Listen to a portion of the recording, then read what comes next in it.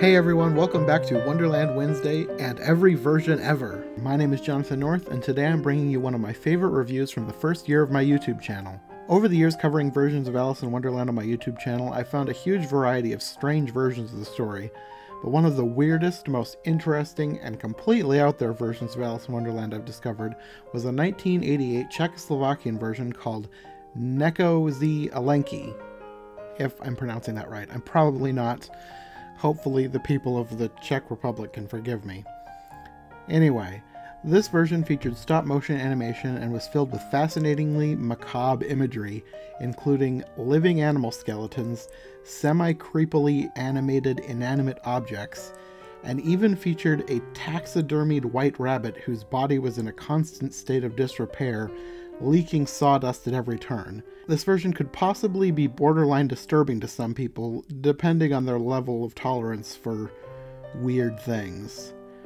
However, despite how strange it was, I actually kind of loved it, and shockingly, Sarah actually liked it too.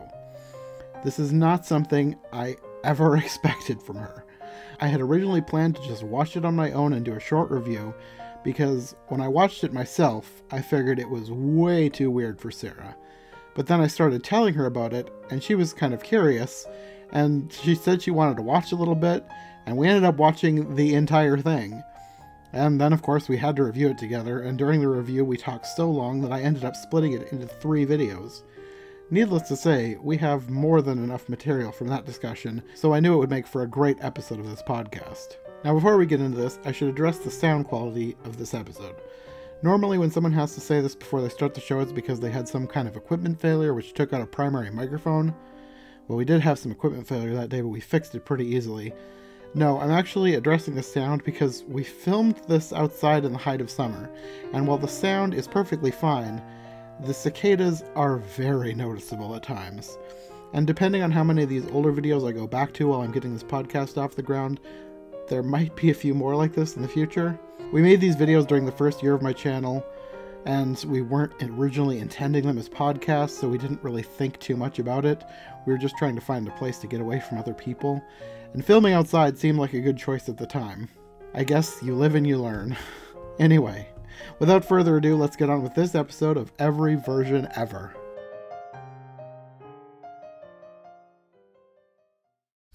This was probably the weirdest version I've ever seen, and it was so weird that I was just planning on doing it myself because I didn't think Sarah would want to watch it. And then I ended up taking 4 pages of notes because I wanted to make sure I got everything in. But then Sarah decided she wanted to see it after all. So... kind of decided and then did it anyway.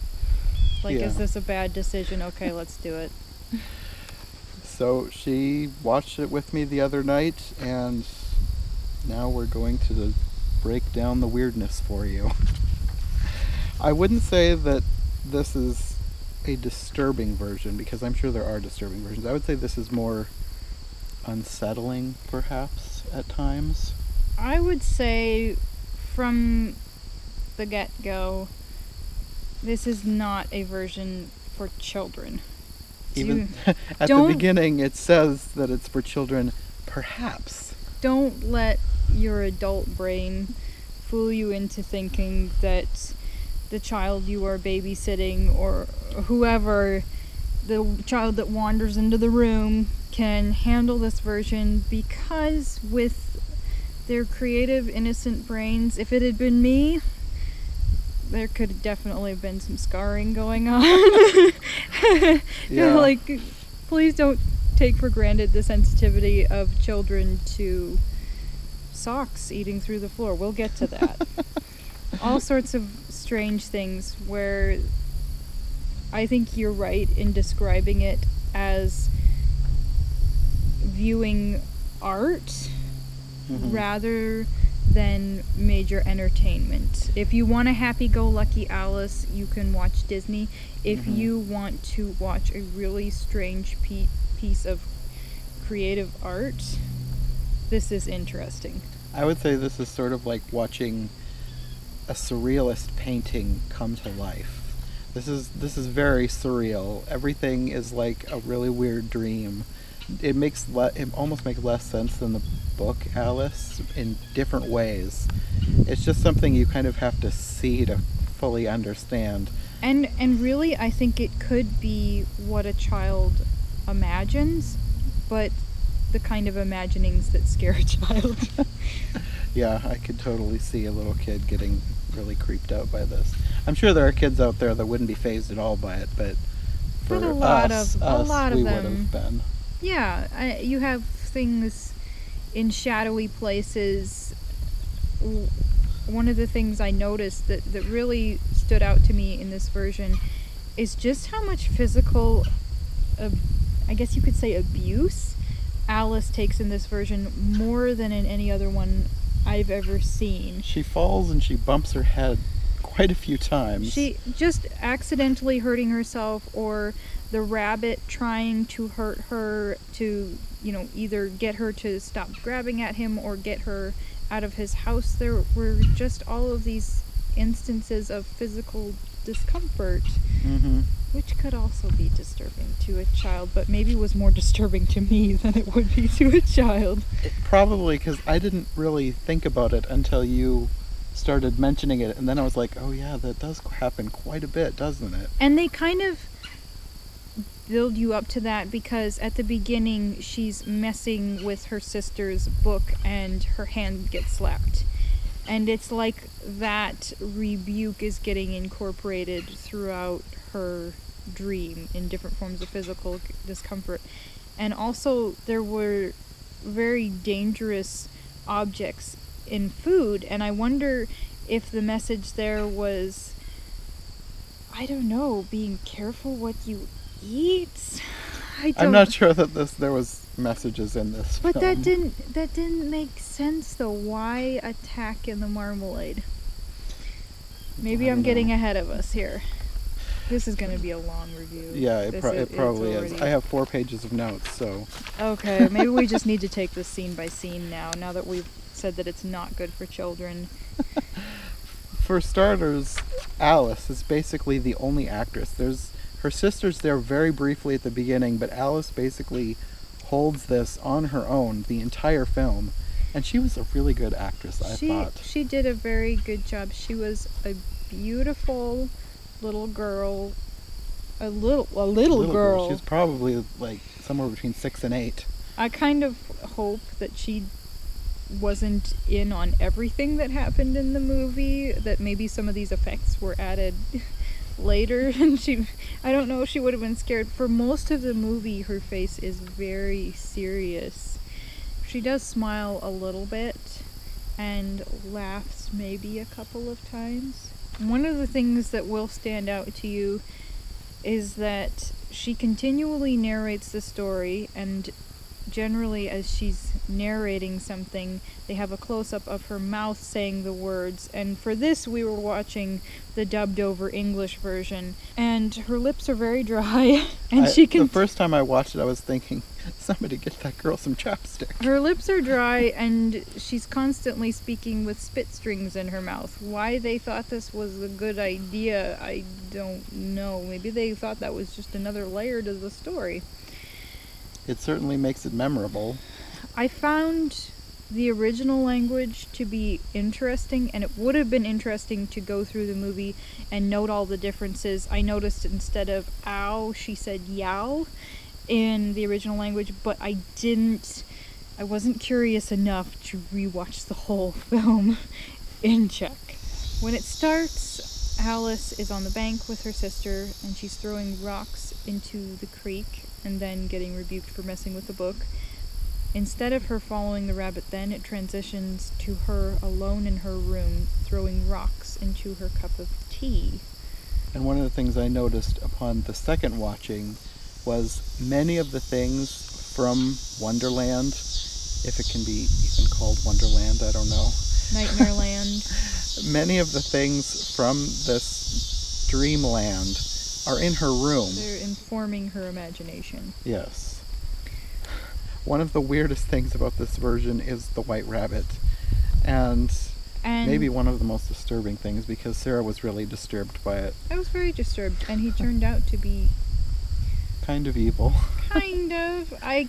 We can get into that. The rabbit is a taxidermied bunny rabbit. He's like a museum specimen that for some reason Alice just has in her room. But what makes him even weirder is that they've put like giant googly glass eyes on him instead of cute little bunny eyes. And his teeth are exposed. Yeah, his teeth are always out, and he frequently chatters them. He looks like a demon bunny who's ready to jump at your throat and kill you. Basically, he's in this glass case with sand and a little what looks like a violet of some description and who knows what else. He comes to life, pulls his paws up, his front paws, which have been nailed down. And he bites off the nails and spits them down into the case. So already he's a disturbing character. And he pulls out a little drawer that has his clothes in it. These sort of stained gloves and a lacy collar, crimson jacket, crimson hat. His clothes look similar to like the royal clothes that he's worn in other versions, except dirtier and older. One of the things you'll notice about this film is the dilapidation in it. I think that they found really old locations. Maybe an old, I don't know, maybe not an old castle, but a really old building with stone stairs and just worn wooden treads on top. Yeah. It looks like kind of a poor old area, and even the miniature house emulates that. Yeah, I think everything was supposed to look dirty. It kind of bespeaks a certain level of poverty. Yeah. I think it felt very purposeful. It didn't feel like that this was just where they happened to film. It felt like that it needed to be this way for the director's vision or whatever. The rabbit continually wants and or carries a pair of scissors with him. Instead of the fan and gloves, this is his thing. He takes those scissors, right, and breaks the glass. Then he leaves the room. Why Alice wants to follow him, some sort of sick curiosity, I guess. And through this whole thing, he's also leaking sawdust through a tear in his chest. That's where he stores his watch, and also where he kept some scissors, too. No, not scissors. There was something else. Was it scissors? He kept more than one thing in there, and he was constantly either wiping or licking the sawdust off of his watch. As he's leaving the room, just the edge of it, he walks out into a tilled field. A really lumpy tilled field. There's no door. It's just all of a sudden her floor ends and there's this lumpy field of barren dirt. And he's running up the hill, and they did this thing of having the camera attached to them or something. Well, not to the rabbit. The rabbit is not real, children. It's all stop motion, which is another, for some, a creepy touch. So you have partly this sight of them running up the hill, her following him, not together. He was constantly trying to get away from her. You would think it would have been the other way around, but no. But you have partly the sight of them running up the hill, but also from their eyes, what it would have looked like running up this hill. We could just go on and on forever. There was just so much to take in this movie, so much to talk about that I doubt that we'll cover everything. And I have a feeling this is probably going to be my longest review yet. So at the top of this hill is a desk, which is also a recurring theme, and it's basically the shape of a nightstand. It looks like something that would either be in a living room next to a couch or next to a bed, because it's a small flat table with a single drawer. And the rabbit pulls open the drawer and disappears into it.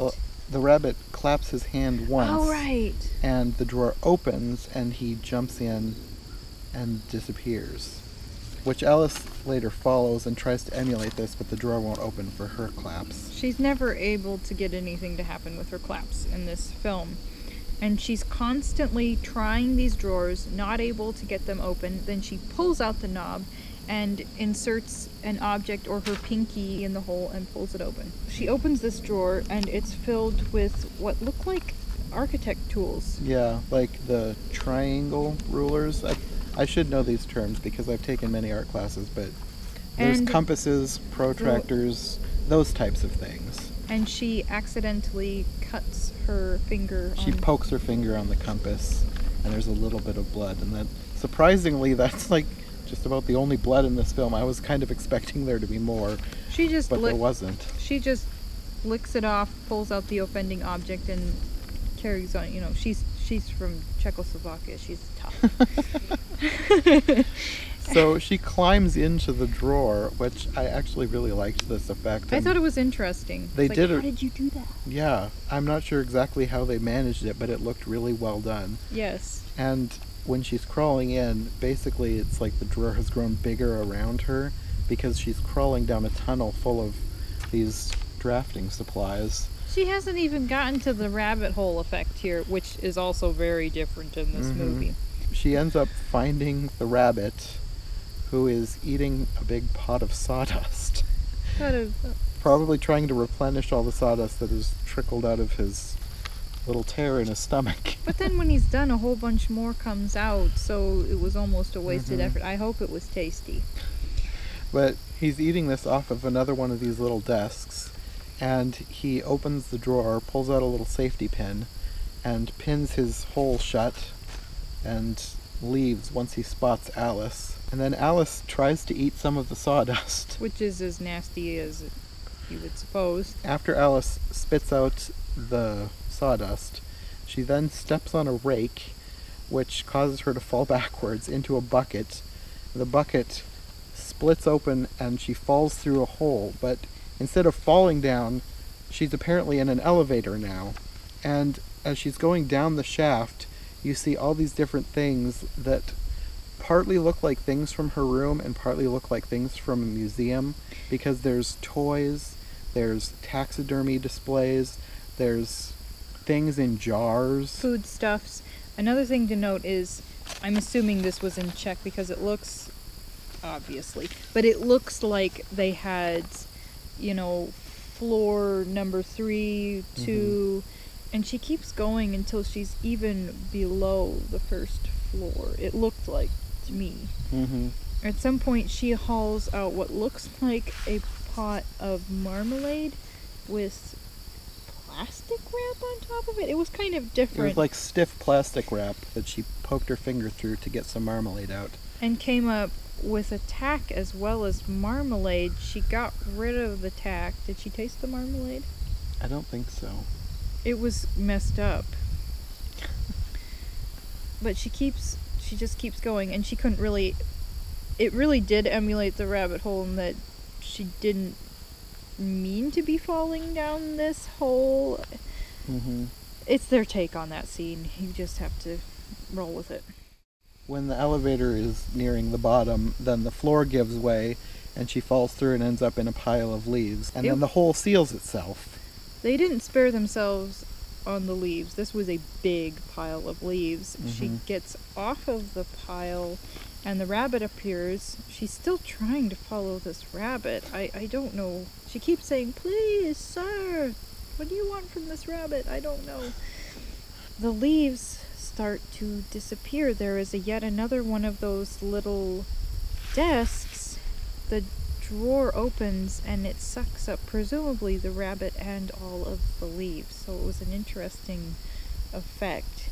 Once the leaves have all been sucked into the drawer, Alice notices a door with another tiny door. This is basically their answer to the Hall of Doors with the little table. So inside this drawer that the leaves have been sucked into is a tiny key which opens the tiny door. And through the tiny door, Alice sees canvases with garden scenes painted on them. But the rabbit is walking through all these paintings. And Alice, of course, wants to follow this rabbit for some reason, but she can't get through the door. And then inside this drawer, she then finds a bottle of ink. This was weird.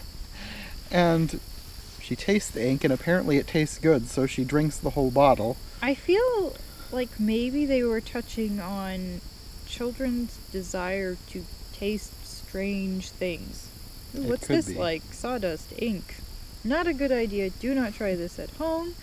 But on the movie, it happened, and she was fine. But instead of shrinking, she turns into a little doll, and the doll is stop motion. The doll was also in her room at the beginning. Yes, and you might think with an old-fashioned doll of this type that it would be really creepy, but it really wasn't. It was just a normal-looking little doll, and they animated her very well, so she looked very lifelike when she's walking around as this little doll.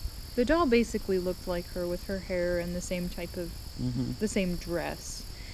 And I would have thought too, when he was first telling me about it, that it might be creepy. It wasn't. There was a take on it a little bit later in the movie that was kind of creepy, but not this miniature version.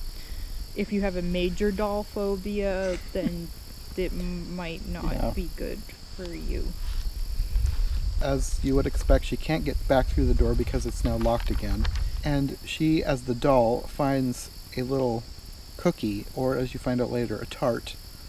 And she eats this cookie tart and grows huge and bumps her head on the ceiling, another little bump. And she starts crying, and I really liked the crying effect because she has her hands over her eyes, and she's obviously hiding some sort of little device that is pouring down water from behind her hands.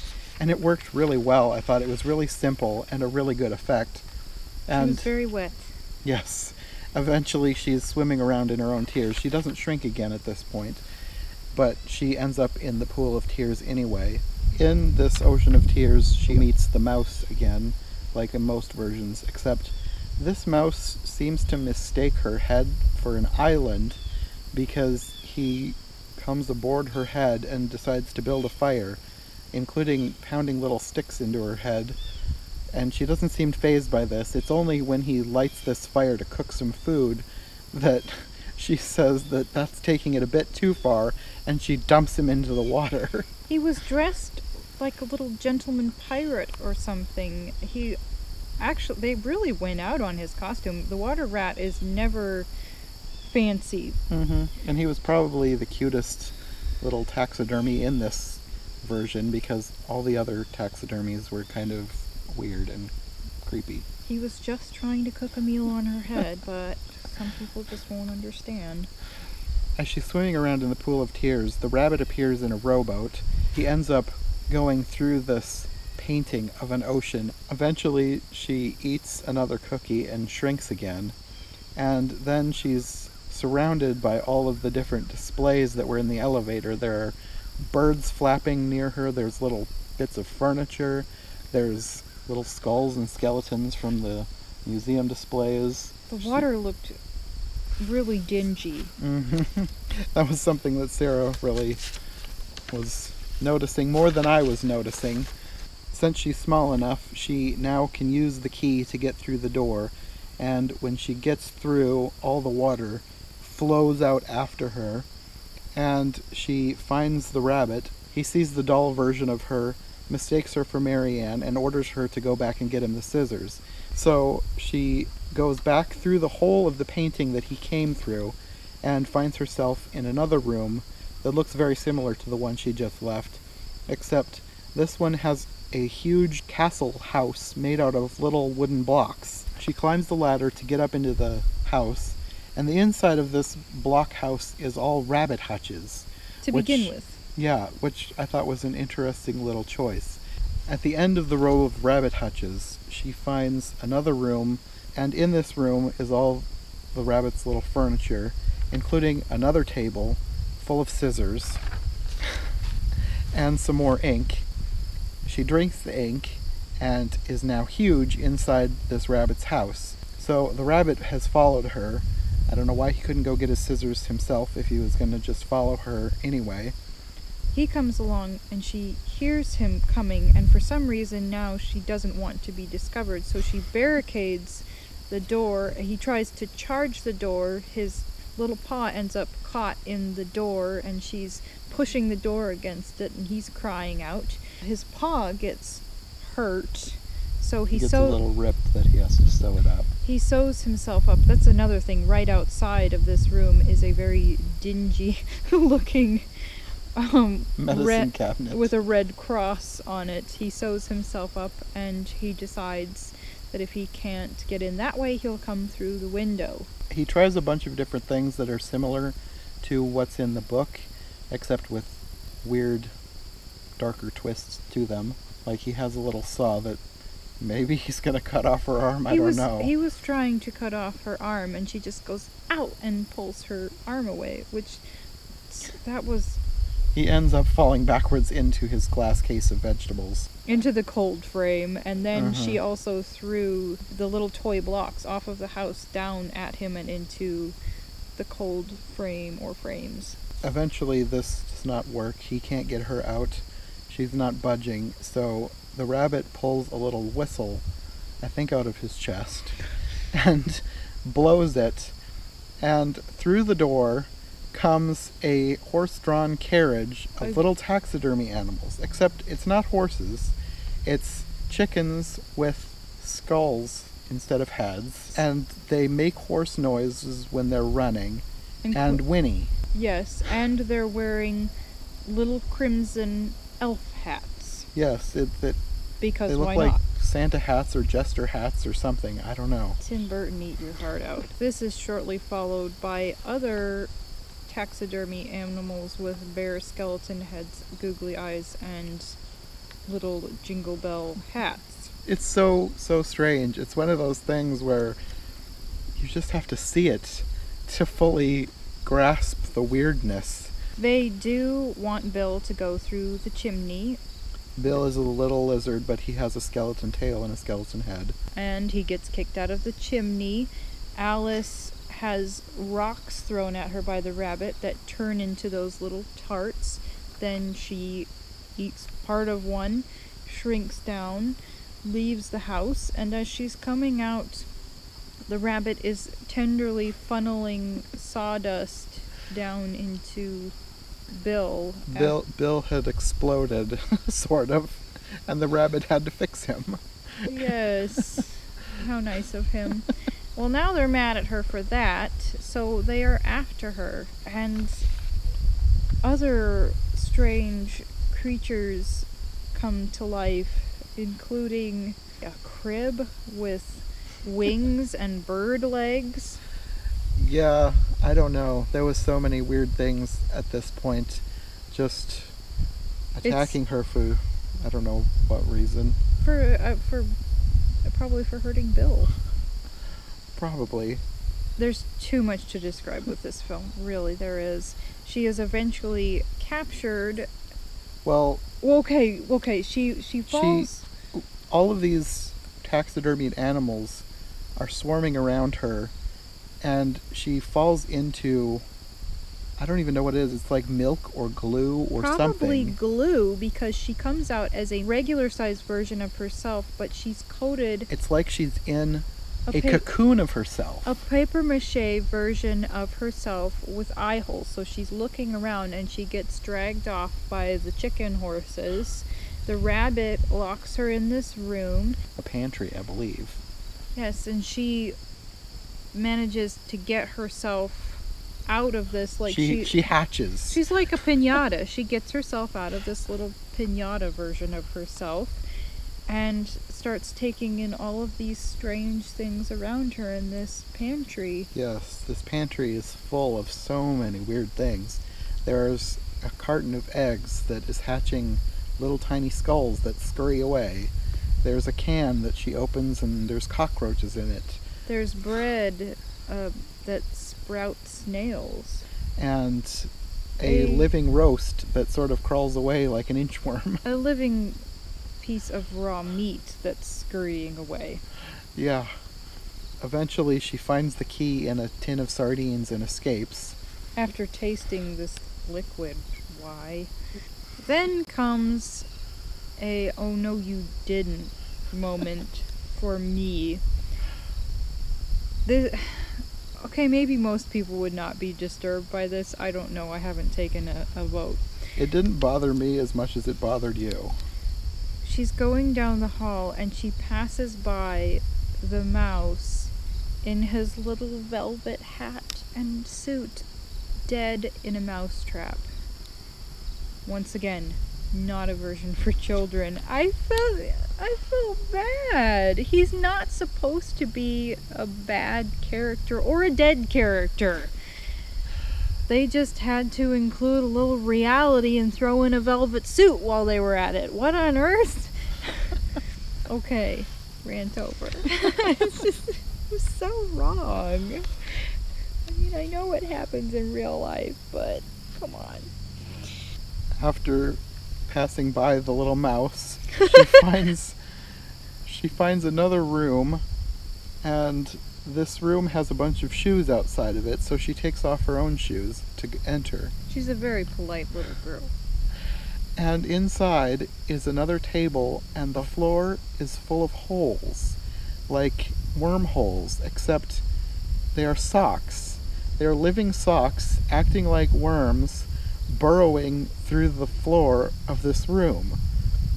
And she doesn't leave immediately. It's such a strange addition to this movie, but I kind of loved how creative it was, because who thinks of turning socks into worms that burrow through wooden floors? Maybe they stuck their hand in a sock and went like this, like, oh yeah, this is like a worm. Wait. I don't know, I don't know. It was so weird, but it was probably one of my favorite parts because of the level of creativity that went into it. And if you can guess what this scene emulates, you deserve a Klondike bar. This is the caterpillar scene. Yes. She makes her way to the desk. She gets into the drawer, and this is a sock that needs to be mended, so he has enough holes to do this. He gives himself dentures and glass eyes, and he gets up onto this little wooden mushroom, which also is in her room at the beginning. And he basically gives most of the caterpillar's correct lines from the book. Like, this was one of the closest scenes to the book, I think, because of how many lines taken directly from the book. One of the closest scenes. Yes. But she actually takes pieces of wood off of either side of the mushroom and does eat off of them later. First, she leaves when the caterpillar is going to take a nap, and he sews his eyes shut. He's sewing his eyes shut, like it's being darned, so it's like he's going to sleep. His eye is closing. Her socks try to escape before she leaves to join the other ones, but she manages to get them back. When she gets out of the room, there are these little evergreen trees, and she starts eating the mushroom pieces. Also, please, children, do not try this at home. And instead of her shrinking and growing, the objects around her shrink and grow. Which was not true to the book, but I actually thought it was really creative, and I really liked that. I don't know. There's so many strange choices in this that I could be really picky and say you didn't follow the book at all, but I actually ended up really liking them. This was one of those things. She finds another room with a tiny little house in it, out of which, yes, very tiny. It looks like a mantelpiece figurine, basically. And it's sort of bouncing around, screaming like a baby. So she eats a little bit of the mushroom, making the house grow huge. So many dishes get thrown out of this house. They really got into this part. Mm-hmm. And then the fish footman comes in, but I think he's a pike. A taxidermied pike with a fluffy wig. Didn't I say, of course he looks like that? Yes. With what looks like maybe a velvet coat. His coat was actually quite grand, but he himself was a disturbing little fangs. Disturbing character. And he knocks on the house, and instead of having a letter for the Duchess, he has a letter for Alice. And the frog exits the house, and they have their little spiel from the book, and then their wigs fall off and begin fighting each other in a pot. Alice puts their wigs back on, and the pike leaves after that, and the frog begins to bounce around chasing flies and eating them with a tongue that appears to be a cow tongue. he was eating probably more than one type of insect, but he had a black head, not like a usual green frog head that you would expect. He was already an unattractive character, but then his tongue looks like not a cooked cow tongue, but a raw cow tongue. I don't even know what they used, but I wouldn't be surprised if they used a raw cow tongue. It did not look natural. And she seems to be enjoying him, but then she gets back to the business at hand of trying to figure out what's going on in this house. She looks in, and instead of the Duchess and the cook, the rabbit is trying to bottle feed the baby, and I said I would cry too. You never actually even see the baby. It's just a bundle of swaddling clothes that the rabbit is trying to poke a bottle into.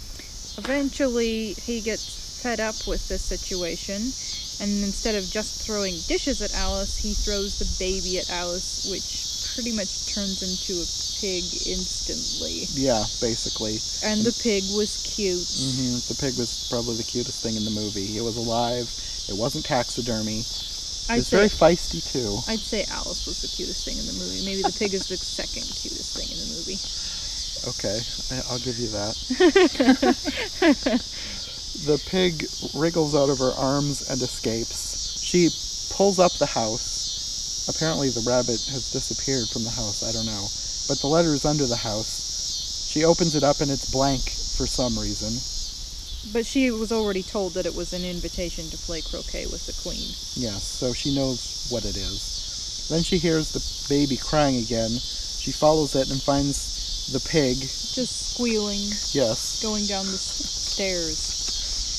So then she finds another room, and here we have the Mad Tea Party, which is another thing that they've put a really weird twist on. The Mad Hatter is a marionette, and the March Hare is a wind-up stuffed animal. And they're both very old-looking toys. They both look like they could be from the 1800s. Mm-hmm. His paint is distressed. The rabbit is partially falling apart, and he has this sort of mobile carriage thing that he can wheel himself around the table with. He's sort of a honey yellow Winnie the Pooh type color with an eye that constantly wants to come loose, and he constantly has to be rewound.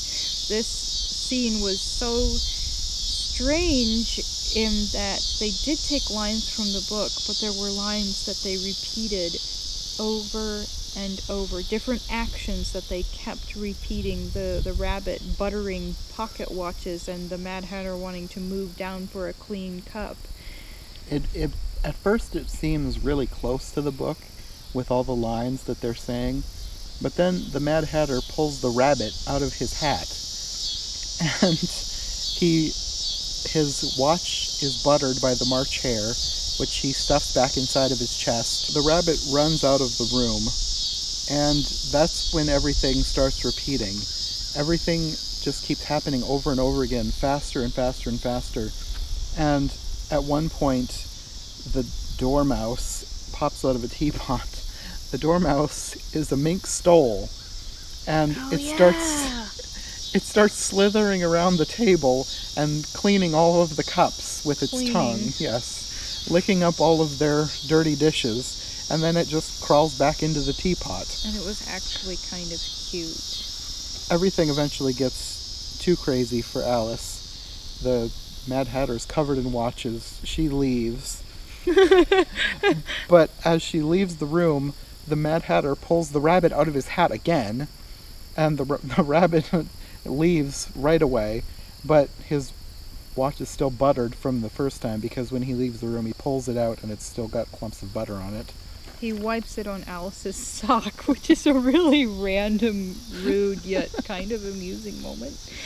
I can only imagine what this rabbit was thinking, because Apparently the Mad Hatter has the power to pull him from anywhere, so the rabbit was probably getting close to the castle, and suddenly he's back in this room again. Little do we realize that's why the rabbit is always late. It makes sense. I love this fan theory. And I'm guessing maybe that Alice was big enough that the rabbit didn't realize he was wiping butter on her, because they're supposed to be enemies at this point.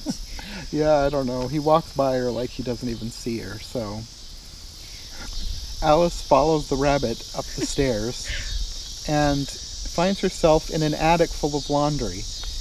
She goes through the laundry, and it's like the laundry is multiplying. She's just going through so many, I don't know, undergarments, slips, nightgowns, all these white things. Clotheslines across an attic, which probably mirror what some people would be doing in their houses.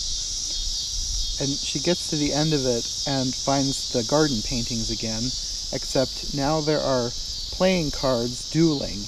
And it's not the cards themselves. The characters have come out of the cards, like they've been cut out and they're now animated. But the cards are still behind them, and they still follow them like they know that they're part of these characters. The way you said that made it sound much creepier than it actually looked. I don't know how else to describe it, because... These disembodied cards were following their figures around. Well, they were. That's just what was happening. It wasn't creepy, it was just interesting, I thought. But then... No, it wasn't creepy.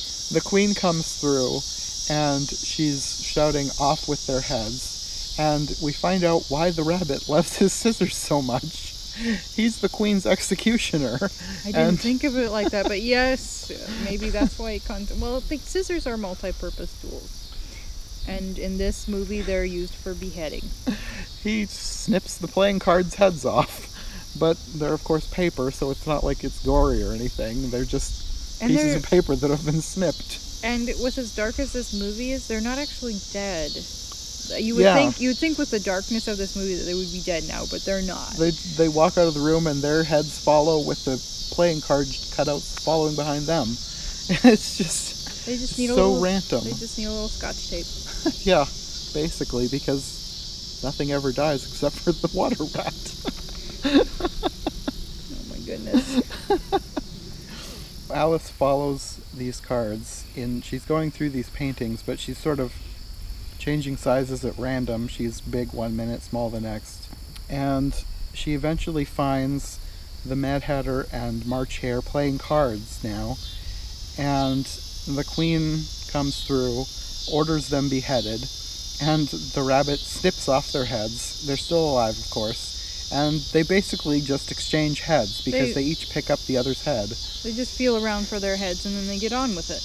Yes, it was like a minor inconvenience. Where did I put that? Oh, here it is. Good. After the beheading, the queen wonders if Alice plays croquet, and the queen and the rabbit seem completely nonplussed that their execution targets aren't dead. They just move on with their lives. And she asks if Alice plays croquet, and Alice does. So they go to another room where she is ordered to pick a card with a flamingo on it. And the flamingo is cut out like the other cards, except it's much bigger. And you would expect hedgehogs, but they are pincushions, which was another thing that I noticed from Alice's room. I saw the pincushions at the beginning. Okay. And they're playing with these pincushions, and the queen is ordering more cards beheaded when they're not behaving as she wanted them to. She went first, and then I think a bunch of card figures fell down, and then the rabbit was doing a bunch of executions. Mm-hmm. When it comes to Alice's turn, her flamingo is unruly.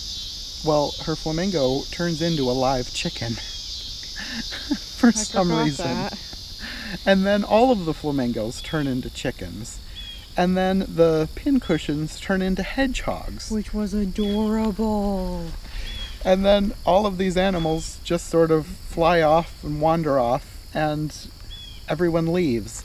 And Alice is there alone all of a sudden, except the rabbit comes in and hands her this book and tells her that she's supposed to memorize it.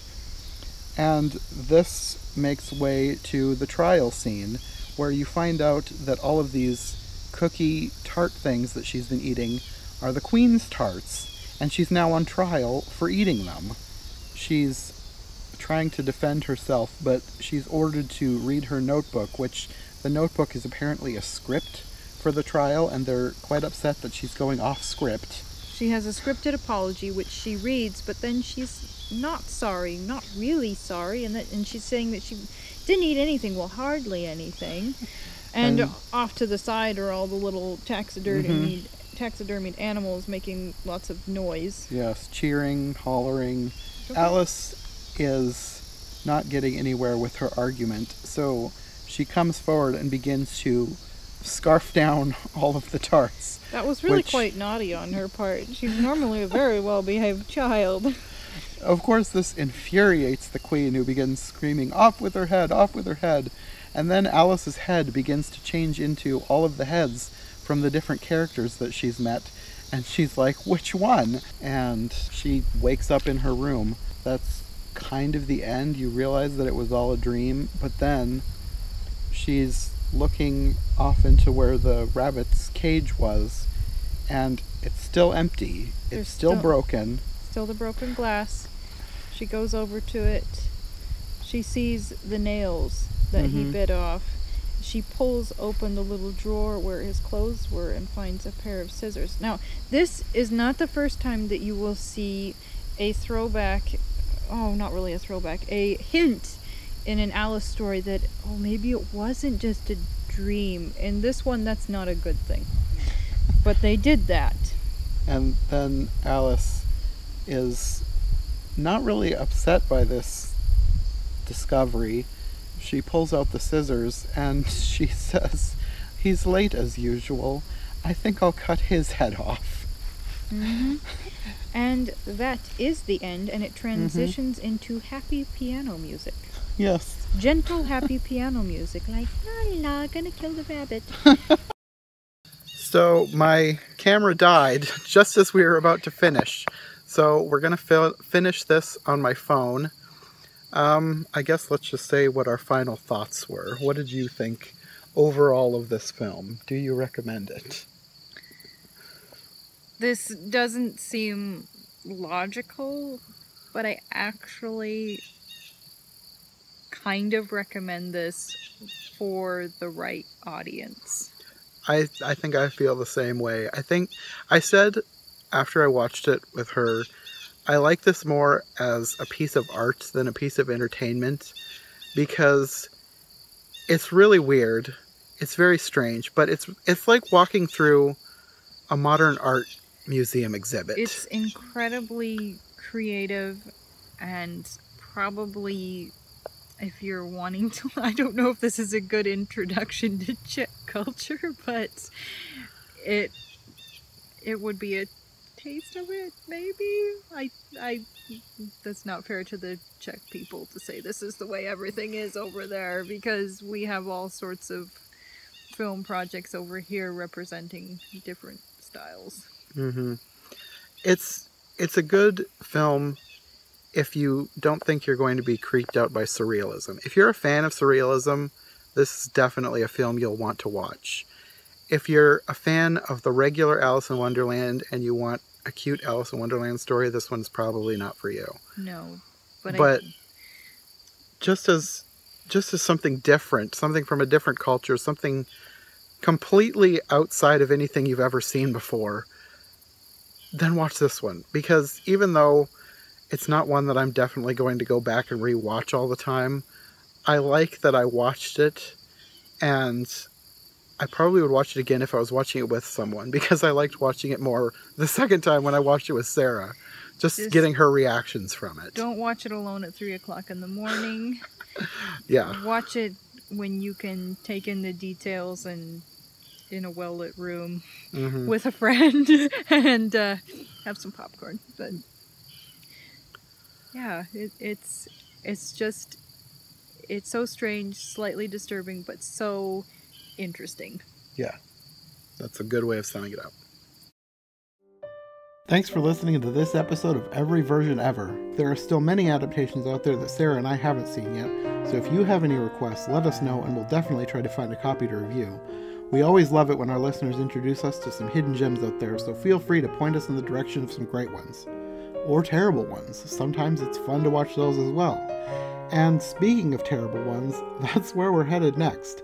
One of my favorite reviews, for completely different reasons, happened when Sarah and I talked about the feature-length 1931 version, the very first adaptation with sound. It was not good. However, it's one of those movies that was so bad that it was actually really fun to talk about. So while I didn't enjoy watching the movie, I loved reviewing it, and I'm excited to share that one with you next time. So thanks for listening, and we'll see you next time for another episode of Every Version Ever.